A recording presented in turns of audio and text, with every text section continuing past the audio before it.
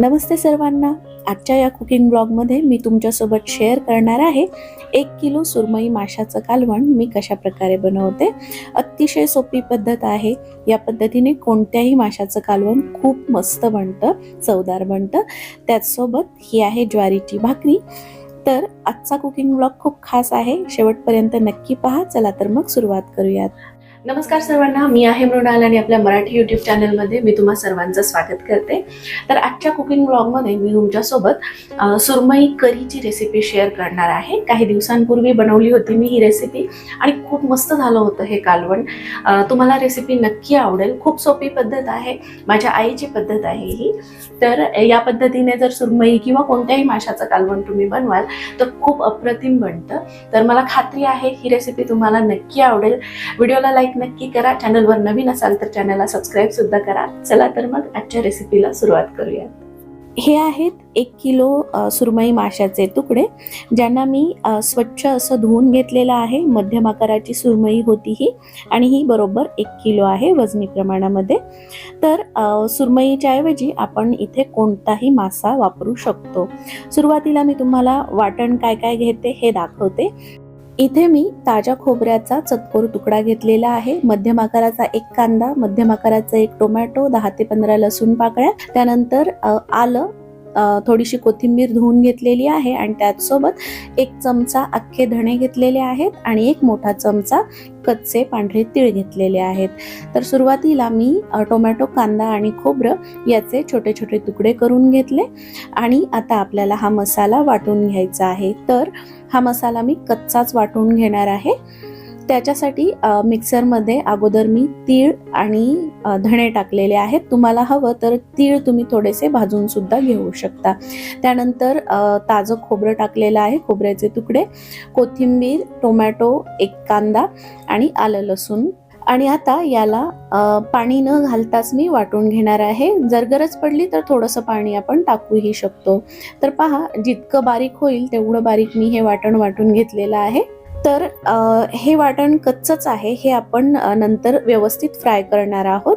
तर आता हे जे माशाचे तुकडे आहेत यांना मी शॅलो फ्राय करणार आहे. तर माशाचं कालवण बनवताना मी ही स्टेप नेहमी फॉलो करते, त्यामुळे आपला जो रस्सा आहे तो खूप जास्त टेस्टी होतो. तर मी इथे एक तवा घेतलेला आहे, डोसा तवा, आणि त्याच्यामध्ये पाव चमचा हळद टाकलेली आहे, अगदी थोडासा हिंग टाकलेला आहे आणि त्याचसोबत अर्धा चमचा मी मीठ टाकलेला आहे. आणि आता याला एक अर्धा मिनिट मी व्यवस्थित फ्राय होऊन देते आणि त्यानंतर आपल्याला याच्यात माशाचे तुकडे टाकायचे आहेत. आपल्या मराठी पद्धतीमध्ये मोस्टली आपण रश्शाला उकळी आल्यानंतर त्याच्यामध्ये कच्चेच माशाचे पीसेस टाकतो आणि त्या प्रकारे कालवण बनवतो. पण एकदा तुम्ही अशा प्रकारे सुद्धा कालवण बनवून पहा, रस्सा जास्त टेस्टी बनतो. मासे अगोदर फ्राय केल्यामुळे तेलामध्ये माशांचा खूप छान फ्लेवर उतरतो आणि त्याचसोबत माशाचे तुकडे रश्श्यामध्ये तुटत सुद्धा नाहीत, अजिबात तुटत नाहीत. तर एकदा अशा प्रकारे नक्की बनवून पहा, छान बनतं कालवण. तर आता मी 2 मिनिट हाय गॅस फ्लेमवर माशाचे हे जे तुकडे आहेत ते एका बाजूने फ्राय केले आणि आता याला दुसऱ्या बाजूने सुद्धा मी 2 मिनिट हाय गॅस फ्लेमवर फ्राय करणार आहे. तर सुरमई आहे, पटकन शिजते, पण अशा प्रकारे व्यवस्थित फ्राय केली ना तर रश्श्यामध्ये ती तुटणार नाही. तर आता मी गॅस बंद केला आहे. 2 मिनिट दुसऱ्या बाजूने सुद्धा मी हे पीसेस फ्राय केले आणि आता हे काढून घेते. आता याच्यामध्ये जे तेल उरलेलं आहे ते सुद्धा आपण यूज करणार आहोत. तर या कढईमध्ये मी कालवण बनवणार आहे. त्याच्यामध्ये मी 2 चमचे तेल टाकलं, पाव चमचा हळद टाकली. हा आहे घरगुती मसाला. तुम्ही जो घरगुती मसाला वापरता तो यूज करू शकता. तर तो मी 2 चमचे टाकलेला आहे. त्याला तेलामध्ये हलकंसं फ्राय केल्यानंतर आपल्याला याच्यामध्ये मिक्सरमध्ये वाटून घेतलेला कच्चा मसाला टाकायचा आहे. ही माझ्या आईची पद्धत आहे. माझी आई मासे आणि अंड्याच्या कालवणाला नेहमी कच्चा मसाला वाटून अशा प्रकारे फ्राय करून वापरते. याच्यामुळे कालवण खूप पटकन बनतं, वेळ लागत नाही. पटकन मसाला वाटला आणि फ्राय करून कालवण बनवलं, त्यामुळे वेळेची सुद्धा बचत होते आणि याच्यामुळे जी टेस्ट येते ती मला खूप आवडते. तर चिकन आणि मटनला मी नेहमी भाजलेलाच मसाला वापरते.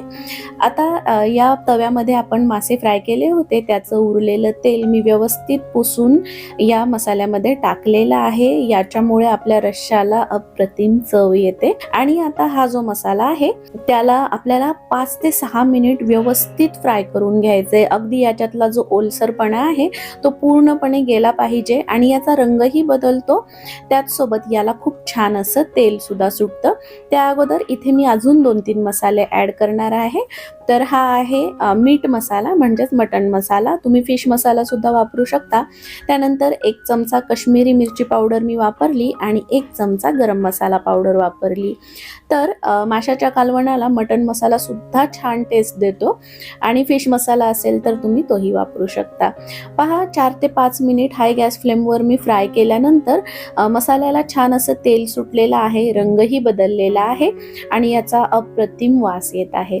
आता याच्यामध्ये आपल्याला गरम पाणी ऍड करायचं आहे.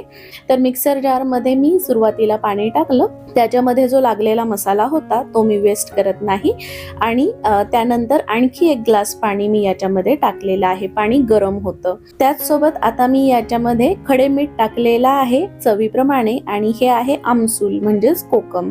ते 2 ते 3 मी टाकलेले आहेत. जर तुमच्याकडे कोकम नसेल तर चिंचेचे तुकडे सुद्धा तुम्ही या जागी वापरू शकता. रश्श्याला उकळी आल्यानंतर याच्यामध्ये आपल्याला फ्राय करून घेतलेले सुरमईचे तुकडे टाकायचे आहेत.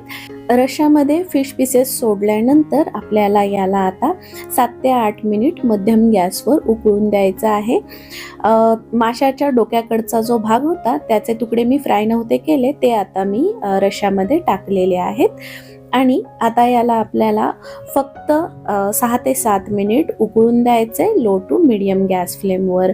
तर याला आपल्याला झाकायचं नाहीये. मी असं अर्धवट झाकण ठेवणार आहे याच्यावर आणि याला 6 ते 7 मिनिट उकळून देणार आहे. तर पहा 6-7 मिनिट झालेले आहेत आणि आता तुम्ही पाहू शकता आपलं सुरमईचं कालवण जवळपास रेडी झालेलं आहे. खूप छान अशी तर्री आलेली आहे. भरपूर कोथिंबीर वापरल्यामुळे तर्रीचा कलर असा काळपट दिसत आहे, पण टेस्ट अप्रतिम आहे.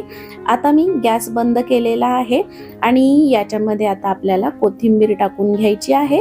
तर तुम्हाला रश्श्याची कन्सिस्टन्सी जशी आवडते त्याप्रमाणे तुम्ही पाणी कमी जास्त करू शकता. तुम्हाला जर जास्त घट्ट रस्सा हवा आहे तर पाणी कमी घाला. तर आता गॅस बंद केल्यानंतर याच्यामध्ये मी कोथिंबीर टाकून घेणार आहे आणि जर तुमच्याकडे कोकम किंवा चिंच नसेल तर तुम्ही सरळ याच्यामध्ये 1 ते 1.5 चमचा लिंबाचा रस टाका. रस्सा अगदी चटपटीत बनेल. तर मी आता याच्यामध्ये कोथिंबीर टाकून घेतली आणि तुम्ही पाहू शकता तर्री किती छान आलेली आहे आणि त्याचसोबत एकही माशाचा तुकडा तुटलेला नाहीये. अगदी अखंड जसेच्या तसे माशाचे तुकडे आहेत. आपला रस्सा आत्ता खूप गरम आहे त्याच्यामुळे तुम्हाला तो थोडासा पातळ वाटू शकतो, पण कोणतंही कालवण थंड झाल्यानंतर त्याला आणखी जास्त घट्टपणा येतो. हे आत्ता जरी तुम्हाला पातळ दिसत असेल तरी थोड्या वेळाने जर तुम्ही पाहिलं तर या रश्श्याला घट्टपणा आलेला असतो. सुरमईऐवजी आपण कोणताही मासा यूज करून अशा पद्धतीने कालवण बनवू शकतो. अगदी कोळंबी सुद्धा अशा प्रकारे खूप जास्त छान बनते. तर मला खात्री आहे तुम्हाला हा कुकिंग ब्लॉग नक्की आवडलाय. रेसिपी नक्की ट्राय करा. तर या माशाच्या कालवणासोबत खाण्यासाठी मी ज्वारीच्या भाकरी बनवलेल्या होत्या. तर पहा ज्वारीची भाकरी काय छान दिसतीये आणि अगदी टम्म फुगते माझी ज्वारीची भाकरी. मी एखाद्या कुकिंग ब्लॉगमध्ये नक्की शेअर करेल मी कशी बनवते ते. आमच्या घरी नॉनव्हेज सोबत नेहमी ज्वारी किंवा बाजरीची भाकरीच असते. त्यासोबत खूप छान लागतं हे माशाचं कालवण. तर माशाचे काही पीसेस मी थोडेसे फ्राय सुद्धा केले होते. त्याचसोबत हे आपलं सुरमईचं मस्त असं चवदार कालवण आणि आपली ज्वारीची भाकरी आणि कांदा, लिंबाचा रस आणि मीठ टाकलेलं आहे मी त्याच्यावर. तर या जेवायला. व्हिडिओ शेवटपर्यंत पाहिल्याबद्दल खूप खूप धन्यवाद. पुन्हा भेटूया पुढच्या कुकिंग ब्लॉगमध्ये. तोपर्यंत स्वतःची काळजी घ्या. Till then bye bye friends.